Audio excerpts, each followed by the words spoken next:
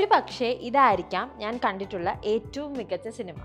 ഈ സെൻറ്റൻസ് നമുക്ക് എങ്ങനെ ഇംഗ്ലീഷിലേക്ക് ട്രാൻസ്ലേറ്റ് ചെയ്യാം? ഇവിടെ നമ്മൾ ഒരു പക്ഷേ എന്ന് പറഞ്ഞിട്ടാണ് തുടങ്ങിയിരിക്കുന്നത്. ഒരു പക്ഷേ ഇതിനെ നമുക്ക് എങ്ങനെ ഇംഗ്ലീഷിൽ പറയാൻ പറ്റുന്നത്? നമുക്ക് ഇംഗ്ലീഷിൽ ഇതിനെ പെർഹാപ്സ് എന്ന് പറയാം. പെർഹാപ്സ് അല്ലെങ്കിൽ നമുക്ക് പ്രോബബ്ലി എന്നും പറയാം. രണ്ട് യൂസ് ചെയ്യാം, പെർഹാപ്സ് അല്ലെങ്കിൽ പ്രോബബ്ലി.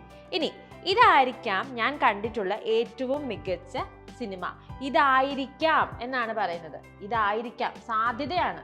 അപ്പോൾ ഇതായിരിക്കില്ല. ആ കേസിൽ നമുക്ക് എന്ത് പറയാം? This might be. This might be ആയിരിക്കാം എന്നാണ് പറയുന്നത്. ഇതാണ് എന്നായിരുന്നെങ്കിൽ എന്തായിരുന്നു? This is എന്നായനെ. ഇതായിരിക്കാം എന്ന് പറയുന്നതുകൊണ്ടാണ് ദിസ് മൈറ്റ് ബി. എന്താണ്?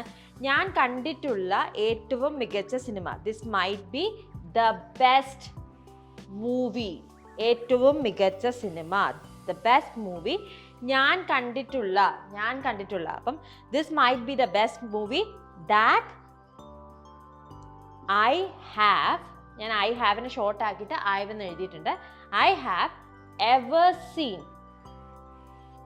ഞാൻ കണ്ടിട്ടുള്ള എന്ന് വെച്ചാൽ എന്താണ്? ഇതുവരെ കണ്ടിട്ടുള്ള എന്നല്ലേ അർത്ഥം. അപ്പം എവർ സീൻ എന്ന് അതുകൊണ്ടാണ് കൊടുത്തിരിക്കുന്നത്. ഇവിടെ എന്തുകൊണ്ടാണ് സീൻ എന്ന് വന്നിരിക്കുന്നത്? സീൻ എന്നോ അല്ലെങ്കിൽ നമുക്ക് കുറച്ചുകൂടി ബെറ്റർ വാച്ച്ഡ് എന്നാണ്. ഇത് എന്തുകൊണ്ടാണ് ഇവിടെ വാച്ച്ഡ് എന്ന് വന്നിരിക്കുന്നത് അല്ലെങ്കിൽ സീൻ എന്ന് വന്നിരിക്കുന്നത്? ഹാവ് ഇവിടെ വന്നതുകൊണ്ടാണ് കേട്ടോ. അപ്പോൾ ഒരു പക്ഷേ ഇതായിരിക്കാം ഞാൻ കണ്ടിട്ടുള്ള ഏറ്റവും മികച്ച cinema. Perhaps this might be the best movie that I've ever seen. അല്ലെങ്കിൽ probably this might be the best movie that I've ever seen. Thank you. English Mithra. Stop worrying, start learning.